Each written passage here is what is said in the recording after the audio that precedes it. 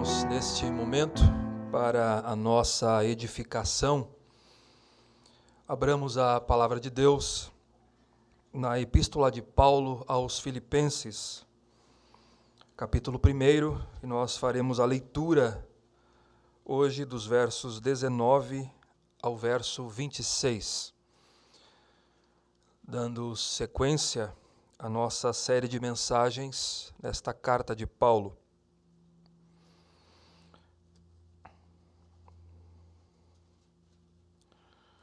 Este momento de extrema importância do nosso culto, que é a disposição bíblica. Farei a leitura, verso 19.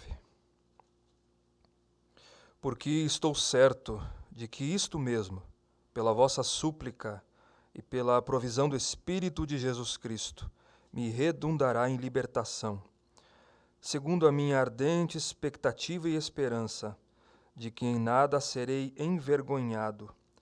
Antes, com toda ousadia, como sempre, também agora será Cristo engrandecido no meu corpo, quer pela vida, quer pela morte.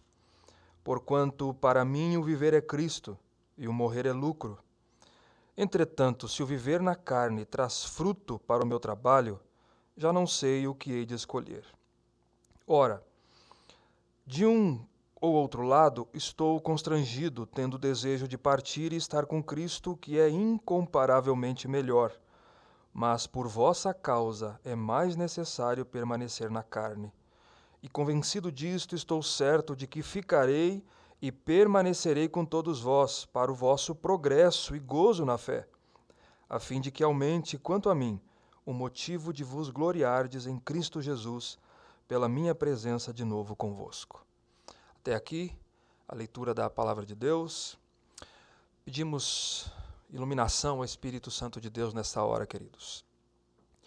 Ó Pai bendito, nós lhe suplicamos nessa hora em que nós cultuamos a Ti, neste momento agora, ó Pai, de exposição da Tua Palavra, que o Teu Espírito Santo traga luz, iluminação à mente da Tua igreja aqui presente. E também, ó Deus, daqueles que nos acompanham pela internet, lhe pedindo que Tu nos instrua na Tua vontade. Aplique estas palavras e nos ensine-as. Em nome de Cristo Jesus. Amém. Muito bem, queridos, nós estamos dando sequência, então, na nossa série de exposições. Na exposição anterior, nós vimos que a ampla perspectiva de Paulo com relação à sua prisão.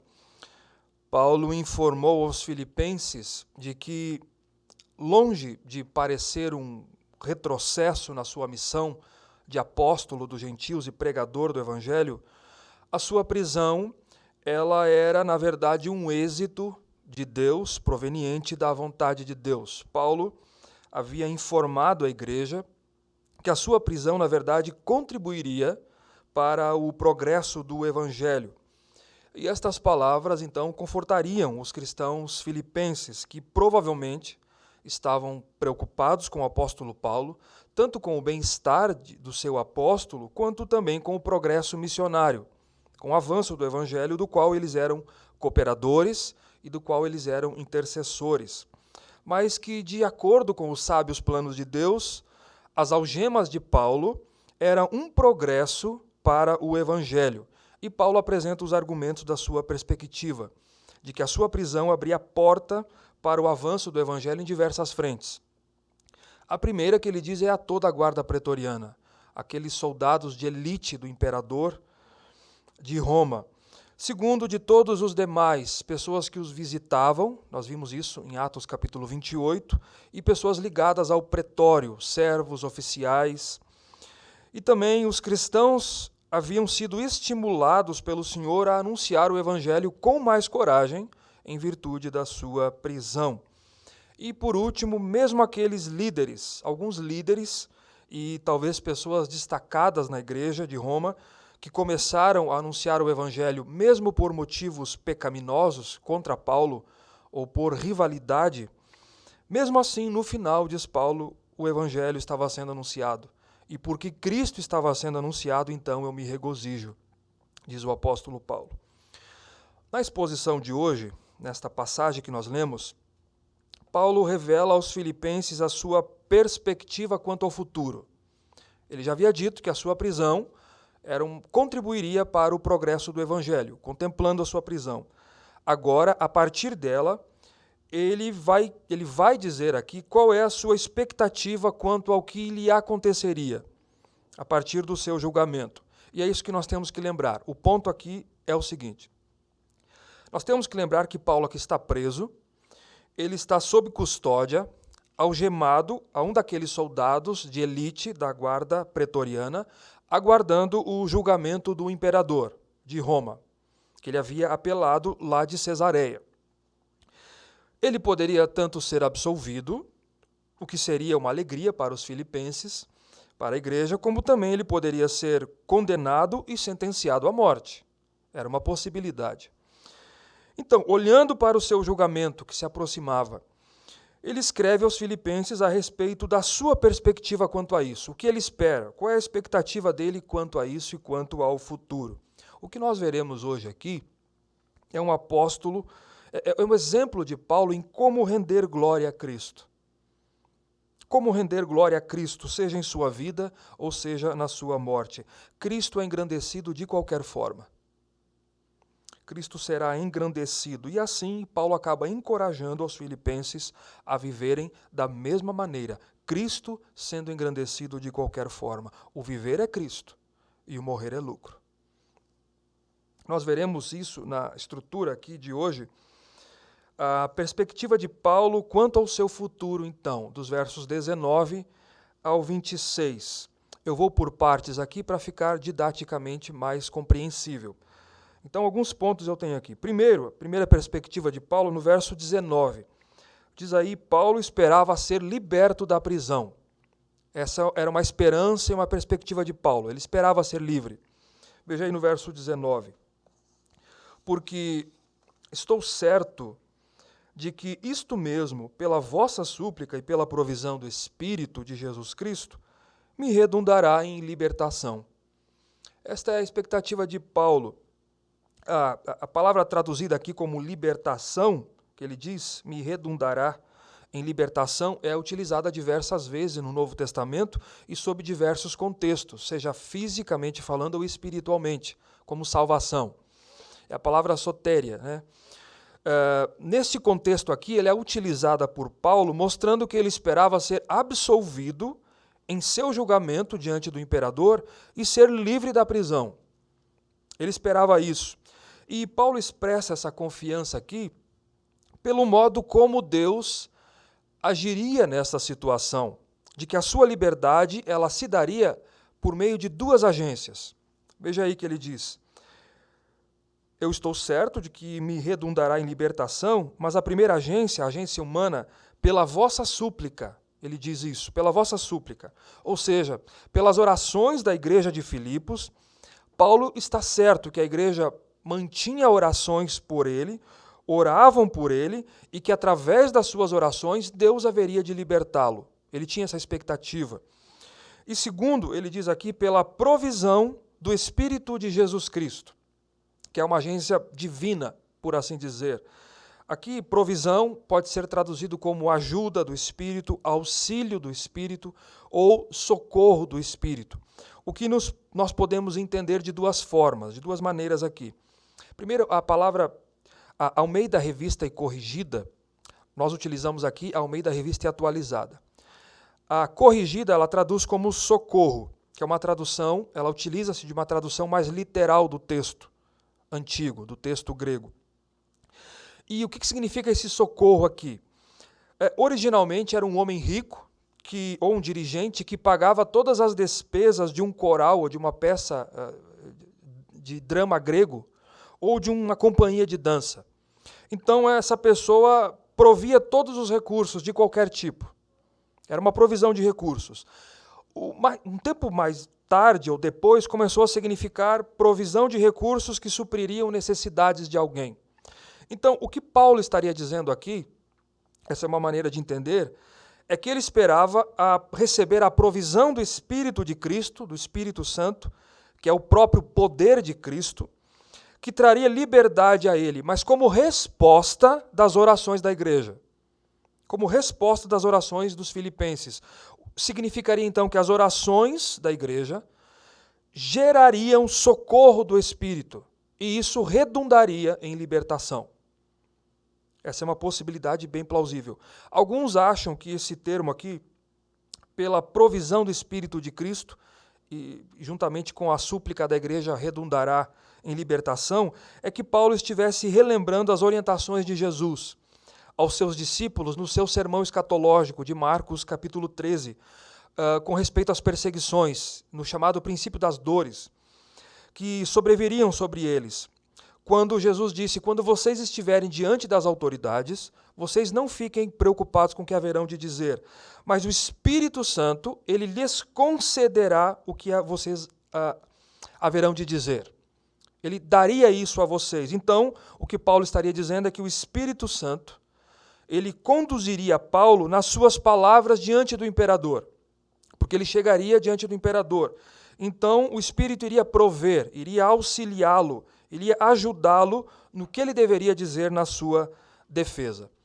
Pode ser as duas coisas. O ponto é que Paulo confiava e ele esperava que Deus o haveria de libertar da prisão, pela súplica da igreja e pela provisão, ajuda, auxílio ou socorro do Espírito de Jesus.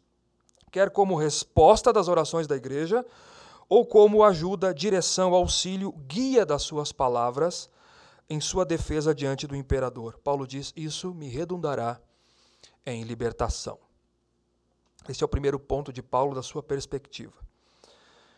O segundo, Paulo diz aqui que ele tem uma expectativa confiante de que não seria envergonhado. Está na parte A do verso 20. Ele diz aí, segundo a minha ardente expectativa e esperança de que em nada serei envergonhado. Este termo aqui, esperança, não é simplesmente um otimismo de Paulo, mas ele define uma expectativa confiante. Perceba que ele utiliza o termo, a minha ardente expectativa. É uma expectativa confiante de que em nada ele seria envergonhado. Por que isso, queridos? Ora, Paulo está preso sob falsas acusações, começando lá no templo em Jerusalém por parte dos judeus, que agiam como delatores dos cristãos, as autoridades romanas. Caluniosamente, falsamente e levianamente também. E isso acontecia muito no primeiro século. Os cristãos eram acusados de diversas formas. As perseguições iniciais, primeiro, eram feitas pelos próprios judeus, que perseguiam os cristãos. Nós temos relatos que mesmo as sinagogas judaicas, por exemplo, pressionavam o marido a abandonar a esposa, abandonar o marido se ele se convertesse ao cristianismo. Aliás, alguns entendem que aconteceu isso com Paulo. Nós não temos como provar isso. Ou a esposa dele faleceu, ou ele era viúvo, ou ele foi abandonado pela esposa. Era uma possibilidade. E depois pelo próprio Império Romano, a partir da segunda metade da década de 60, quando começaram as perseguições romanas. Os cristãos poderiam ser presos, poderiam perder os seus empregos, as esposas, como eu disse, e às vezes a própria esposa abandonar o marido, serem torturados e, em alguns momentos, no início, mortos, e depois, com certeza, as grandes perseguições que sobrevieram sobre a igreja, as 10 grandes perseguições de Roma, muitos foram mortos e perderam suas vidas e famílias e tudo mais. E a igreja, além disso, começou a chamar a atenção dos pensadores pagãos da sua época, que começaram a atacá-la com falsas acusações, como, por exemplo, eles se reuniam para canibalismo, que era uma referência da ceia, se reuniam no domingo pela manhã, no primeiro dia da semana, para comer a carne e beber o sangue de alguém. É claro que é uma referência à ceia do corpo e do sangue de Cristo. Ou se reuniam para paixões lascivas e incestuosas, chamavam os cristãos de ateus porque eles adoravam apenas um Deus, que era o Senhor Jesus, e ignorância e também de mau cidadão, sendo que, na mente do romano, igreja e Estado era uma coisa só. Então eles eram vistos como maus cidadãos. Então, e Paulo era apóstolo de Cristo. Paulo era representante de Cristo. E da igreja, tinha jurisdição sobre as igrejas. Mas a sua expectativa era de que ele não seria envergonhado por nada e diante de ninguém. Ele sabia da sua situação, da dificuldade que ele estava enfrentando, das circunstâncias e das acusações contra ele, e de diante do imperador do qual ele deveria de chegar.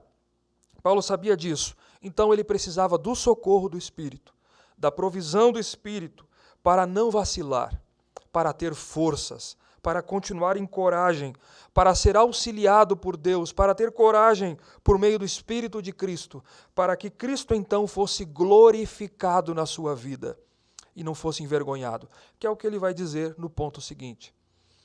Então, a segunda perspectiva dele é de que ele não seria envergonhado, e ele tem confiança diante disso, mas que é o terceiro ponto aqui, verso 20 ainda e 21, antes Cristo seja engrandecido, quer pela sua vida ou quer pela sua morte. Que é o que ele vai dizer aí. Em nada serei envergonhado, a parte B do verso 20, antes, com toda ousadia, como sempre, também agora, Cristo será engrandecido no meu corpo, quer pela vida, quer pela morte, porquanto para mim o viver é Cristo e o morrer é lucro. Ou seja, que através dele, ele está dizendo, eu tenho expectativa de que não serei envergonhado. Eu falarei o que for preciso diante do imperador e terei forças para isso, auxílio de Deus para isso. Antes, no meu corpo, ou seja, através dele, em mim mesmo, como sempre, também agora, Cristo será engrandecido com toda ousadia. Esta é a sua maior expectativa e esta é a sua maior esperança. Queridos, que Cristo fosse engrandecido através dele. Ele diz, quer pela vida, quer pela morte. Para Paulo não havia diferença entre vida e a morte, entre a sua vida ou a sua morte, desde que pela sua vida ou pela sua morte, Cristo fosse engrandecido, Cristo fosse exaltado, Cristo fosse glorificado diante das pessoas. Este era o alvo do apóstolo Paulo. O alvo do apóstolo é glorificar a Cristo Jesus através da sua vida. Que na sua vida Cristo fosse engrandecido. Quer vivo, quando ele diz quer pela vida, quer pela morte, ele está dizendo quer vivo e livre da prisão, liberto, ou julgado, sentenciado e morto. Independente da sua vida ou de sua morte, porque isso não era central para ele. Tudo o que ele queria era ver Cristo engrandecido e Cristo ser glorificado. Ele tem esta consciência de que engrandecer a Cristo seria possível, poderia ser alcançado, tanto ele com vida, quanto por meio da sua morte. Este é o alvo, queridos, de um verdadeiro discípulo de Cristo. Este é o alvo de um dispenseiro de Cristo. Este é o alvo de alguém que ama Jesus Cristo. Este aqui é a perspectiva. Esta aqui não é a glória humana, mas é a glória de Cristo. Paulo não quer aplausos, nem engrandecimentos. Paulo não quer holofote, nem luzes sobre si mesmo. Paulo quer engrandecer a Cristo. Paulo não quer exaltar o seu nome. Paulo quer exaltar a Cristo e fazê-lo conhecido. Ele quer glorificar a Cristo, ele quer Cristo glorificado através dele, quer na sua morte ou quer permanecendo em vida. Que mensagem para os nossos dias. Que mensagem para os nossos dias. Isso nos constrange. Pense no evangelicalismo brasileiro. Não estamos generalizando. É claro que não. O reino de Deus é muito mais amplo, é muito maior do que nós imaginamos. Mas pense no que você contempla, no que nós temos à disposição em alguns lugares no nosso país. Veja se isso é o alvo. Que mensagem para os nossos dias. Eu li um teólogo que agora eu não lembro dizer, não lembro quem. Tudo que eu acho que é interessante eu anoto.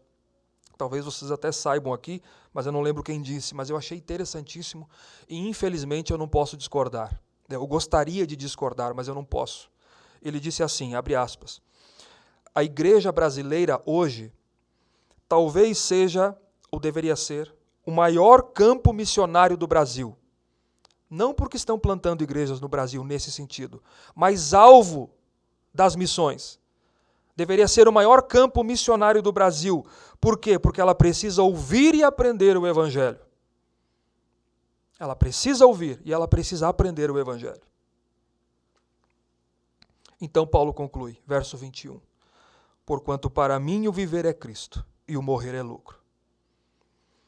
Então ele está dizendo, eu tenho expectativa, eu não serei envergonhado. Antes que Cristo será glorificado na minha vida, quer eu permaneça vivo ou quer eu seja morto. Porque para mim viver é Cristo e para mim o morrer é lucro. Eu desejo engrandecer a Cristo na vida ou na minha morte, porque para mim isso que importa. Viver é Cristo e morrer é lucro. Viver é Cristo. Cristo é a razão da minha vida. Cristo é o ar que eu respiro. Viver para Ele, para a glória dEle, é a razão do meu viver. Todo o resto é secundário. Minha vida é viver para Cristo. Minha vida é viver para Ele, para anunciar o Evangelho da glória dEle. Cristo é o ar que eu respiro. Tudo na minha vida deve engrandecer a Jesus Cristo. E se eu morrer é lucro. Porque pela sua morte, longe de representar uma perda, o termo que ele utiliza, lucro, quando eu não tenho lucro, eu tenho uma perda, não estou ganhando. Ele diz, para mim morrer é lucro, porque longe de representar perda ou o fim de tudo, na verdade era uma porta que me conduziria para mais perto de Cristo, aquele para quem eu quero viver em vida. Eu estarei perto de Jesus, me conduziria para perto dele, para a presença gloriosa dele. Cristo era a sua recompensa e o seu descanso eterno. É verdade, o seu corpo iria para o pó, mas o seu espírito retornaria à presença de Deus, aguardando a ressurreição do seu corpo. Para Paulo, isso é lucro. Isso é lucro. Além do mais, assim como antes, a sua prisão contribuiria para o progresso do Evangelho, a sua morte também poderia contribuir para o avanço do Evangelho, assim como aconteceu ao longo da história. Como diz um dos mártires da igreja, Tertuliano, ele diz que a morte dos fiéis era a sementeira da igreja. A morte de um santo era a semente da igreja. Cada vez que morria um, levantava outro pregando. Porque o Evangelho ele sai vitorioso, ninguém pode parar o avanço do Evangelho. Então, veja a conclusão de Paulo, desse ponto aqui. É o seguinte, eu tenho ardente expectativa, irmãos, e esperança de que em nada serei envergonhado. Antes, com toda ousadia, como sempre, Cristo será engrandecido na minha vida, quer pela vida ou quer pela morte, porque para mim o viver é Cristo e o morrer é lucro. Que Deus nos ajude, queridos, que a nossa alma grite estas palavras de Paulo, que as nossas motivações mais íntimas sejam estas, como precisamos. Eu não sei se você já ouviu a respeito de espiritualidade, mas esta aqui é a verdadeira espiritualidade. Esta aqui é a verdadeira piedade. Eu sei que hoje as pessoas compreendem espiritualidade ou piedade como manifestação de dons espirituais e de uma série de extravagâncias, mas isso aqui é a verdadeira espiritualidade. Cristo engrandecido na minha vida, quer pela morte, quer pela vida. Quarta perspectiva de Paulo, está no verso 22 a 24. Ainda olhando para o futuro, na sua perspectiva, Paulo revela uma tensão interna, um conflito interior quanto à vida e quanto à morte. Ele havia dito, para mim, o morrer é lucro. Veja aí, ele diz, entretanto, verso 24, entretanto, se o viver na carne traz fruto para o meu trabalho, já não sei o que devo escolher. Ora, de um lado ou de outro, estou constrangido, tendo desejo de partir e estar com Cristo, que é incomparavelmente melhor. Mas por vossa causa é mais necessário permanecer na carne. Então, Paulo, contemplando o futuro aqui, ele revela para os filipenses o seu conflito interior aqui. Porque ele disse, como eu mencionei, que ele, na sua morte, era lucro para ele. viver é Cristo, mas morrer é lucro. Ele diz, todavia, ou entretanto, ou meditando nisso, se o viver na minha carne, se permanecer vivo, traz fruto para o meu trabalho, eu já não sei o que devo escolher. Não sei o que devo escolher. Se Deus preservar a minha vida, e se Paulo fosse inocentado, solto da prisão, ele poderia então dar sequência ao seu chamado de anunciar o evangelho, ver conversões, plantar igrejas, assim como, que é o que ele vai dizer no verso 25, continuar ministrando aos filipenses e aos irmãos e ver o progresso espiritual deles. Então, para Paulo, tanto a vida quanto a morte trariam vantagens. A vida significava a oportunidade de continuar a pregar o evangelho e a ministrar aos irmãos filipenses, à igreja, enquanto a morte significava estar com Cristo, partir e estar com Cristo. E ele revela que está dividido entre a necessidade de continuar ministrando aos irmãos e a possibilidade de encontrar-se com o Senhor. Mas veja o verso 23. Ora, de um e outro lado estou constrangido. Significa aqui, eu estou cercado dos dois lados. Eu estou cercado dos dois lados, tendo desejo de partir e estar com Cristo, o que é incomparavelmente melhor. A minha morte significa transição para estar com Cristo, o que é incomparavelmente melhor. Literalmente, Paulo está dizendo, é muito superior. A minha morte é muito superior, porque eu estarei com Cristo, porque nada seria mais glorioso do que estar com Cristo. Contudo, veja o verso 24. Contudo, ou mas, por vossa causa, pelos filipenses, é mais necessário permanecer na carne. Mais necessário aqui contrabalança com a expressão do verso 23, incomparavelmente melhor. É verdade, morrer e estar com Cristo é incomparavelmente melhor, mas por vossa causa, irmãos, por causa de vocês, é necessário permanecer convosco. Por causa dos irmãos filipenses, por amor, por senso de responsabilidade, por senso de incumbência que Cristo havia lhe dado, diz Paulo, eu sinto ser necessário permanecer vivo e ministrar aos irmãos, me dedicar aos irmãos. Este é um sentimento de renúncia de Paulo. É um sentimento de renúncia.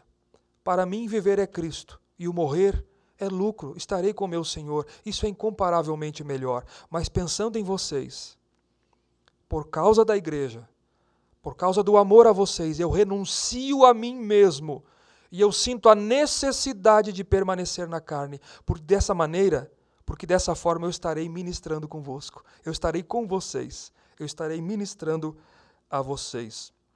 E isso era necessário para o crescimento espiritual dos seus filhos na fé, que é o último argumento de Paulo aqui, da perspectiva sua quanto ao futuro. Nos versos 25 a 26, Paulo destaca então a necessidade futura de permanecer vivo. E ele diz que são duas. Primeiro, para o gozo e progresso da fé, verso 25. E convencido disto o que? Do verso 24, que é mais necessário permanecer vivo, permanecer na carne. Convencido que é mais necessário permanecer na carne, estou certo de que ficarei e permanecerei com todos vós para o progresso, o vosso progresso e gozo na fé. Paulo estava então convencido da necessidade de permanecer e que ele teria de permanecer com os filipenses, e esta é a confiança dele, que ele permaneceria vivo mais um tempo com a igreja de Filipos, para ensiná-los. Paulo queria ensiná-los. Eu desejo ver o progresso, o vosso progresso na fé, e o gozo na fé de vocês, para que eles progredissem em maturidade espiritual, para que a igreja não estagnasse, mas avançasse, crescesse espiritualmente em Cristo Jesus e em deleite em Deus, em gozo na fé, que era o sentimento do apóstolo Paulo, que ele havia dito até aqui, apesar das circunstâncias, Paulo queria ver a igreja desta maneira. Quer vivo, Cristo engrandecido. Quer morto, Cristo será engrandecido. O meu desejo é ficar com vocês para ver o progresso de vocês na fé e o gozo, o deleite de vocês em Cristo Jesus. Segunda razão da necessidade dele permanecer vivo está aí no verso 26. A fim de que aumente quanto a mim o motivo de vos gloriardes em Cristo Jesus pela minha presença de novo convosco. Ou seja, desse modo, vocês terão mais motivos para se gloriar em Cristo Jesus por minha presença, pela minha presença de novo no meio de vocês. Paulo, permanecendo, planejava ir ter com os filipenses, e por eles amarem o apóstolo Paulo, a igreja então se alegraria em Cristo Jesus, a igreja se exaltaria a Cristo, por Cristo ter preservado a vida do apóstolo Paulo e pelo apóstolo Paulo estar mais uma vez com ele e com a possibilidade de ministrá-los, de ensiná-los mais uma vez para o progresso e para o gozo da fé deles. É isso que nós aprendemos, queridos, nesta perícope, nesta passagem. E eu gostaria de trazer aqui algumas aplicações deste texto tão precioso que o apóstolo Paulo nos ensina. Algumas coisas ele nos disse aqui. Paulo esperava ser livre da prisão. Paulo esperava não ser envergonhado, mas Paulo esperava que Cristo fosse engrandecido, e Cristo seria, como agora, diz ele, engrandecido, quer pela minha vida, quer pela minha morte, porque para mim o viver é Cristo e o morrer é lucro. Mas Paulo, nessa tensão, ele diz, é verdade, é incomparável melhor estar na presença do meu Senhor, mas por vossa causa, eu espero e confio permanecer um tempo maior com vocês, para o progresso na fé de vocês, para a alegria de vocês, gozo no Espírito Santo de Cristo. O que nós aprendemos aqui, queridos? Alguns pontos. Primeiro, o alvo do apóstolo é glorificar a Cristo, engrandecer a Cristo através da sua vida, independente de vivo ou de morto, sentenciado à morte. Tudo o que Paulo queria era ver Cristo engrandecido. Da mesma forma hoje, meus irmãos, podemos viver para engrandecer a Jesus Cristo. Nós fomos criados para isso, para a glória de Cristo Jesus. Este é o alvo de um verdadeiro discípulo e despenseiro de Cristo Jesus, de um mordomo de Cristo Jesus. Nunca é a glória humana, mas a glória de Cristo. Não busque aplausos, mas viva para engrandecer a Cristo Jesus e Cristo ser conhecido através da sua e da minha vida. A glória de Deus é o motivo, é o fim para o qual nós fomos criados. Todo ser humano, a sua alma e a minha, nunca encontrará sentido, terá sido em vão, enquanto não vivermos na carne para o alvo pelo qual nós fomos criados, a glória de Cristo, glorificar a Cristo no nosso corpo, digo na nossa vida. Que Cristo seja a razão da nossa vida. Que Cristo Jesus seja a razão da nossa existência. Que Cristo seja o ar que você respira, a razão do seu viver, a razão do nosso viver. Todo o resto, queridos, é secundário. Que Cristo seja engrandecido nas nossas vidas. Para mim, o viver é Cristo e o morrer é lucro. Viva para a glória de Cristo Jesus. Onde você está? Onde Deus lhe chamou? Viva para engrandecer a Cristo Jesus na sua carne. Segundo, a tensão interior de Paulo, o amor de Paulo pela igreja e o sentimento da necessidade de servir a igreja. Estar com Cristo é incomparavelmente melhor, mas por vossa causa é necessário permanecer na carne mais um tempo. Que Deus venha infundir, irmãos, em nós este desejo, este sentimento de renúncia de nós mesmos em prol dos irmãos, em prol da igreja, em prol do amor do corpo de Cristo. Paulo sabia que partir e estar com Cristo era superior. mas por causa dos irmãos, para o progresso da fé dos irmãos, para ensiná-los e servi-los, e vendo-o crescer, vendo a igreja amadurecer e crescer. Paulo tem essa atenção. Que Deus venha inculcar em nosso coração o desejo de renúncia e de querer servir aos irmãos acima de nós mesmos. Esse é um exemplo para nós. Terceiro, a tradição da igreja nos informa que Paulo foi liberto, ele foi solto. Ele fez algumas viagens, nós não temos como provar isso, mas anos depois ele foi preso novamente e decapitado, talvez no ano 67 ou 68, em Roma por Nero. Então ele havia sido solto no ano 62, mais ou menos, livre da prisão, fez algumas viagens e depois ele é preso novamente no ano 67 e ele é decapitado em Roma pelo imperador Nero.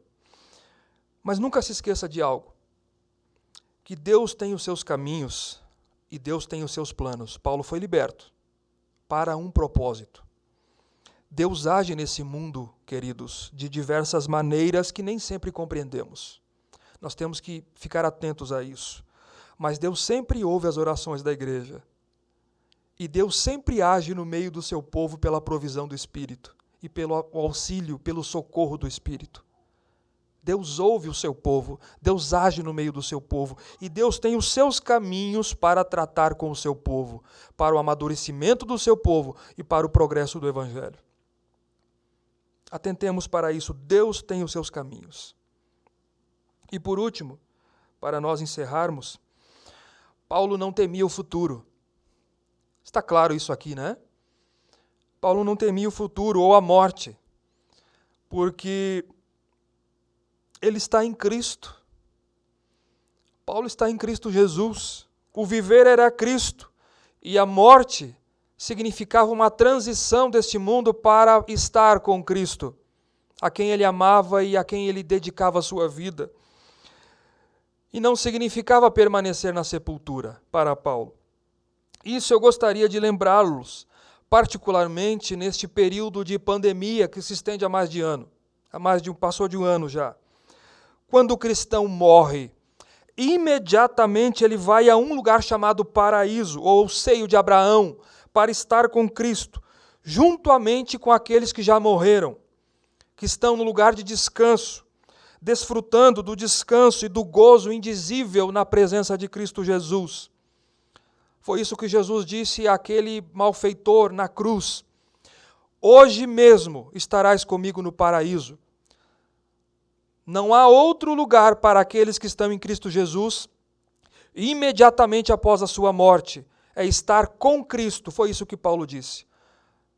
Meu desejo é estar com Cristo, porque isso é incomparavelmente melhor. O partir para Paulo era estar na hora com Cristo Jesus. Exatamente com Cristo Jesus, desfrutando desse gozo, aguardando a ressurreição do corpo, quando Cristo voltar, para então entrarmos no novo céu e na nova terra, no estado eterno. Descanse nessa verdade. Não tenha medo. Partir, morrer, significa encontrar a Cristo, se é que eu e você vivemos para Ele aqui nesse mundo. Se é que você está em Cristo. Se você é de Cristo, não tenha medo do futuro ou da morte, mas tenha esperança, se alegre. Mas se você despreza Cristo em vida, tenha medo e se arrependa. Tenha medo e se arrependa, porque ninguém irá reencarnar. Esqueça isso. Não haverá reencarnações, diversas reencarnações até que você alcance um estágio superior. Ninguém irá desaparecer. Não haverá um sono de alma, ou um descanso da alma, ou não haverá uma destruição completa da alma. Para aqueles que nos acompanham, talvez pela internet, que conhecem os termos, aqueles que são psicopanirritas ou tenetopsirritas. Não haverá isso. Existe apenas dois destinos que serão definidos por essa vida: a salvação eterna com Cristo, céu, ou a condenação eterna longe de Cristo, inferno. Mas se você é de Cristo, não tema. A sua perspectiva quanto ao futuro deve ser de alegria, de gozo indizível e cheia de glória. Que Deus nos abençoe. Fiquemos em pé.